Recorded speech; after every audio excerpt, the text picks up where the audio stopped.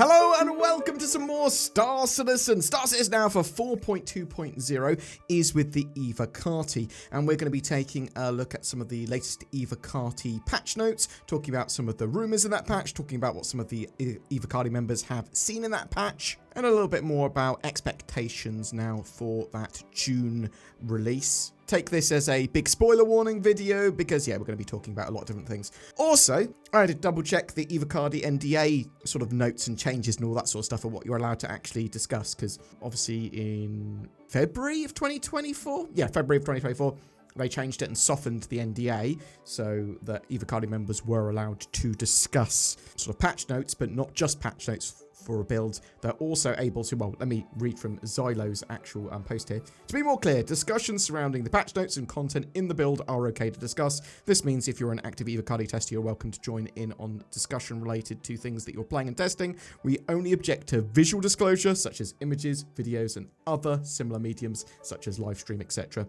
These will continue to be protected under the NDA. So there was a patch released on the 23rd of May where they made further sort of polish and tweaks to the ASD data center and research locations. They made some updates to the shape and color of the key cards in those facilities or for those facilities.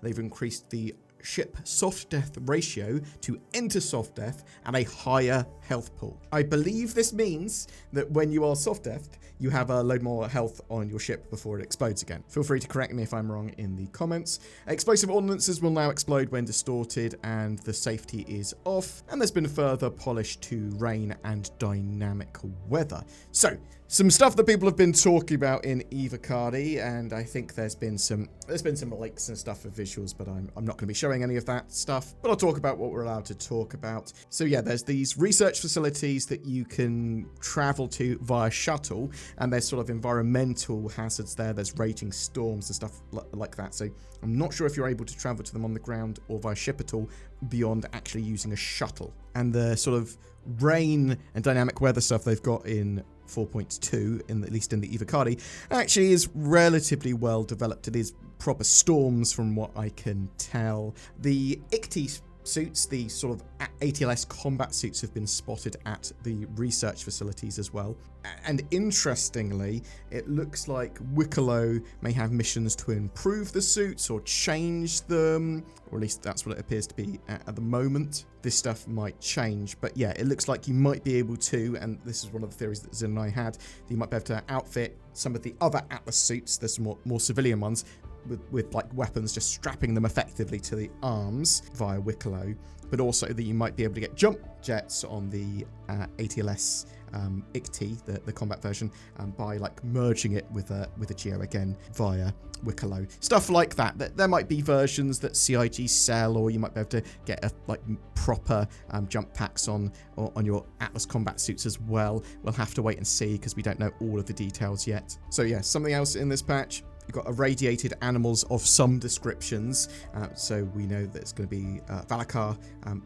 Adult irradiated Valakar have been sort of spotted as well. These are just very big versions of juveniles. Basically, they come out of the ground, they fight you, and they're reasonably dangerous. And again, at these research facilities, you sort of can infiltrate them, sort of a mixture of assaulting, taking out people, finding key cards, also finding the appropriate uniforms and other credentials. These will let you get through various different types of door and potentially open up test chambers where Valakar eggs are being tested, things like that, the expectation here is that you get a Valakar egg and then you summon adult Valakar with it, or the Apex one with it. It's not 100%. It's not confirmed by any means that all or any of that content is coming, and it's certainly not confirmed that the Apex, the giant sandworm, is coming with this. But it looks like this is either part of or leading to a sort of sandworm raid where you summon the Valakar and you fight it, or otherwise do something to be able to harvest its fangs and harvest some of its other sort of bits and bobs, because there's references to Valakar fangs for the Apex being used for some of the Wicklow items, stuff like that. And yeah, it's quite possible that actually the sort of big Apex Valakar raids aren't until the next major patch, or sort of like 4.2.1.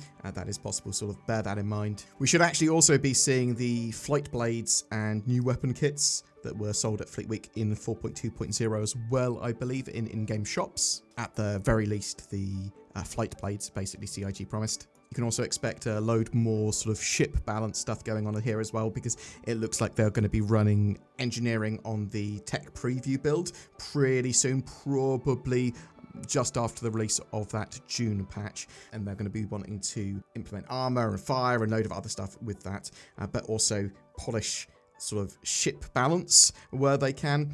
We do know that they've changed some of the speeds, improved the SCM speeds of the Starlance attack and Max in that Evocati build at the moment. Again, this stuff could change. We are supposed to be getting a shotgun vault weapon, the Prism. I have not seen or played with that yet. There's a load of updated defend missions that are supposed to turn up in 4.2 for sort of space missions, kind of following the same cadence of the ambush and patrol missions that we've seen in 4.1.1. But yeah, we don't really know what other ships and vehicles will be in this patch, or at least I don't yet, other than that Atlas sort of combat suit and maybe other similar variants of it. And we don't know to what extent we're going to have a mission chain or events that lead to fighting giant sandworms. Those IKTI combat suits, they are obviously going to be important, or they were suggested to be important for some part of the sort of mission or event here, either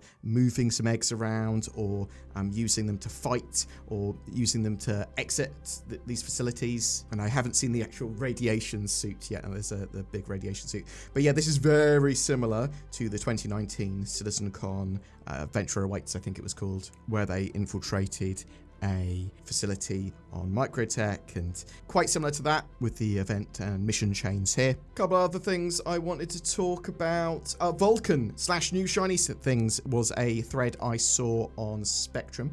Squadron 42 has apparently been using Vulkan by default, and it's going well, but has uncovered various stability issues that have been fixed. Our focus has been on polishing various major graphical features required for both projects, and we're about to move on to a large and long overdue optimization push. Moving code between the projects, fully testing and stabilizing it for public release can take many weeks, and often months if the feature set is large. This has been happening in parallel to the above polish and optimization, but finding and fixing bugs is always unpredictable, so I don't want to get stuck into giving predictions or frequent updates, but we're hoping that there will be news on this front before too long. Don't ask me to define that though.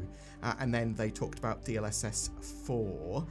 It's implemented on our internal main branch of Star Citizen, but this branch hasn't been tested as yet, so I can't say which patch it will make. And then referring to DLSS 4 upscaling, there's no native frame gen supported at present. FSR remains unchanged for now. I've not taken a look recently, but my recollection was that it's more dev time to support FSR 3 on Direct3D at the same time as FSR 4 on Vulkan, which is not supported on Direct3D, but I could be wrong there. So it looks like CIG are making sort of progress towards a bit more support and a bit more stability for Vulkan in general, but it's going to be a while before it's sort of in a really good place, along with all the other graphics options and stuff. But as I said, they are sort of making progress, and it is improving from patch to patch. I'm typically using Vulkan now when I play Star Citizen as well. I sometimes get a little bit of a frame boost, but I get a more stable frame rate typically. Interested to know what people run. Are you running DirectX for Star Citizen, or are you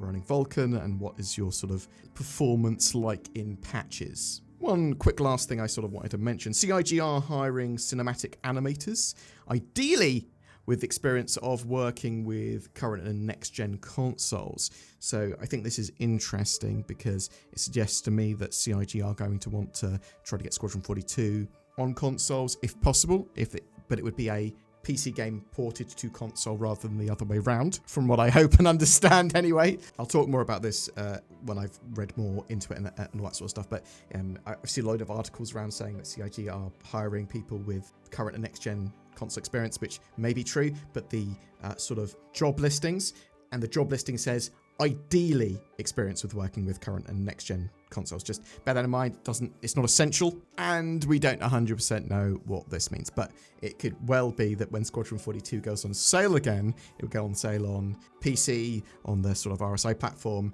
it could go on sale as a console game. Some people are saying, well, they should sell it on Steam. We'll have to wait and see. We don't know exactly what CIG's plans are. Their plans are probably to make as much money as they can from selling Squadron 42. Boom! That's it for your Star Citizen little update today, and a bit of a spoiler warning about 4.2. And yeah, updates on the Evocati there. We're going to get more and more of this patch over the coming weeks. I suspect early June, we will get this out to wider PTU. We'd love to know your experiences of Fleet Week, if you've bought anything, if you're excited for anything in particular for 4.2. Are you playing 4.2 on Evocati? What are your experiences of that? I've been pretty busy over the last week, so I've played very little of that Evocati build, but I am looking forward to jumping in when there's a bit more meat to the bones there. Something else that's got a load of meat to its bones, NordVPN. Go to nordvpn.com/BoredGamer or use links below. Get yourself a darn good NordVPN. Ooh, it's on big discounts by clicking my links. I use it. Also, until 5th of June, you also got like Toby Eye Tracker on sale. So maybe click that and help out the channel. Get yourself a cool little thing that's natively supported in Star Citizen for head and eye tracking. Oh, pretty precise. Oh, bam. May is about fleets. Lots of dogfighting, flying with friends, and once again we've partnered with the Lunar Wolves, a Star Citizen organization looking for recruits. Maybe you might be an appropriate fit. You can check the recruitment page for them down below. But we're giving away a fleet of ships. Commenting on any of my videos during the month of May gets lots of different lucky winners the chance to win a Constellation Andromeda, a F7C Super Hornet Mark II, a Redeemer, and a Cutlass Black. Each winner will win one of those, courtesy of the Lunar Wolves. But wait, there is more. The Lunar Wolves are also giving away an RSI Polaris with lifetime insurance to one of their new recruits. Winners of that particular ship will be selected randomly from eligible org signups, but the rest of those ships, they're given away on my channel entirely, so you just need to comment on any of my videos to be in for a chance of winning. Lunar Wolves welcome all who share their passion for adventure and love of Star Citizen, and you can find out more about them on the lunarwolves.org webpage as well. If you would like to further support the channel, please don't forget to like, share, subscribe, comment, all that sort of good stuff. We've got join buttons under videos that help support the channel as well. You get some exclusive videos that are going out now. They've got Patreon, which basically does the same. We make daily Star Citizen content here, and that's partly due to the people that go the extra mile and help out the channel. I hope you have a fantastic May, a fantastic Fleet Week, and a great Star Citizen Alpha 4.1.1 experience.